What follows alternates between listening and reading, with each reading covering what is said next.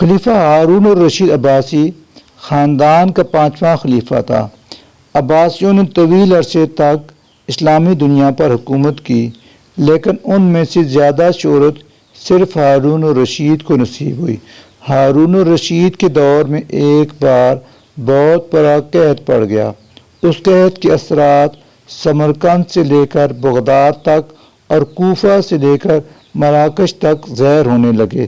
ہارون الرشید نے اس قحط سے نمٹنے کے لیے تمام تدبیریں آزما لیں۔ اس نے غلے کے گودام کھول دیے، ٹیکس معاف کر دیے، پوری سلطنت میں سرکاری لگن خانے قائم کر دیے اور تمام امراء اور تاجروں کو متاثرین کی مدد کے لیے موبلائز کرنا شروع کر دیا۔ لیکن اس کے باوجود عوام کے حالات ٹھیک نہ ہوئے۔ ایک رات ہارون الرشید شدید ٹینشن میں تھا، اسے نیند نہیں آ رہی تھی۔ ٹینشن کے اس عالم میں اس نے اپنے وزیر اعظم یحییٰ بن خالد کو طلب کیا۔ یحییٰ بن خالد ہارون الرشید کا استاد بھی تھا، اس نے بچپن سے بادشاہ کی تربیت کی تھی۔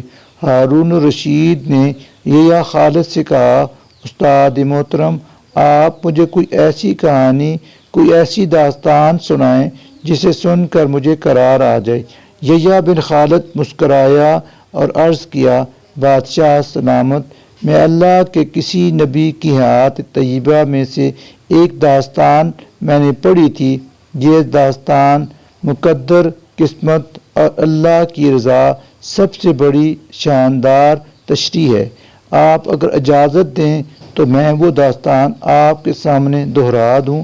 بادشاہ نے بے چینی سے فرمایا، یا استاد فوراً فرمائیے، میری جان حلق میں اٹک رہی ہے۔ یحییٰ خالد نے عرض کیا، کسی جنگل میں ایک بندریا سفر کے لیے روانہ ہونے لگی۔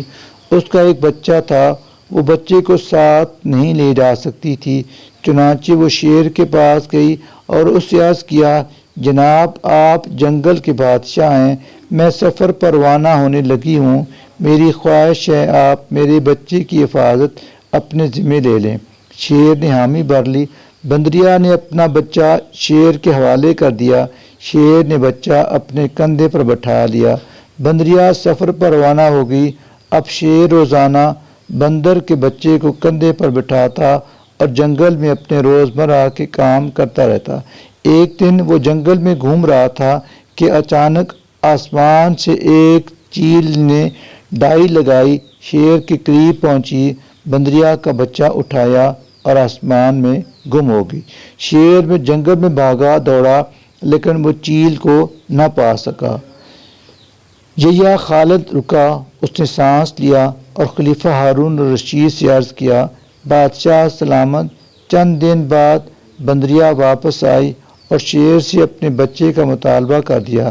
شیر نے شرمندگی سے جواب دیا، تمہارا بچہ تو چیل لے گئی ہے۔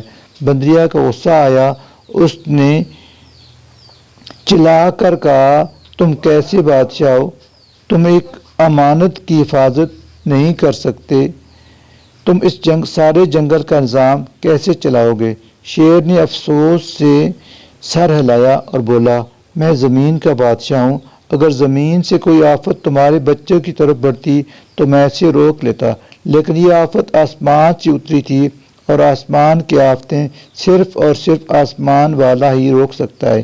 یہ کہانی سنانے کے بعد یحییٰ بن خالد نے ہارون الرشید سے عرض کیا، بادشاہ سلامت، قحط کی یہ آفت بھی اگر زمین سے نکلی ہوئی ہوتی تو آپ اسے روک لیتے۔ یہ آسمان کا عذاب ہے، اسے صرف اللہ تعالیٰ ہی روک سکتا ہے، چنانچہ آپ اسے رکوانے کے لیے بادشاہ نہ بنیں، فقیر بنیں، یہ آفت رک جائے گی۔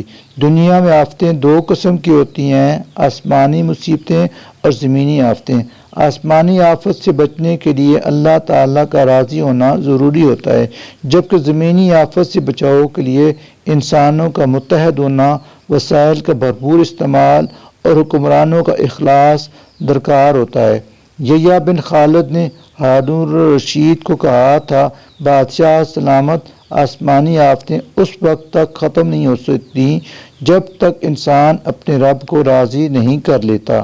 آپ اس آفت کا مقابلہ بادشاہ بن کر نہیں کر سکیں گے۔ چنانچہ آپ فقیر بن جائیے، اللہ کے حضور گر جائیے، اس سے توبہ کیجیے، اس سے مدد مانگیے۔ دنیا کے تمام مسائل اور ان کے حل کے درمیان صرف اتنا فاصلہ ہوتا ہے جتنا ماتھے اور جائے نماز میں ہوتا ہے، لیکن افسوس ہم اپنے مسائل کے حل کے لیے 7 سمندر پار تو جا سکتے ہیں، لیکن ماتھے اور جائے نماز کے درمیان موجود چند ان کا فاصلہ طے نہیں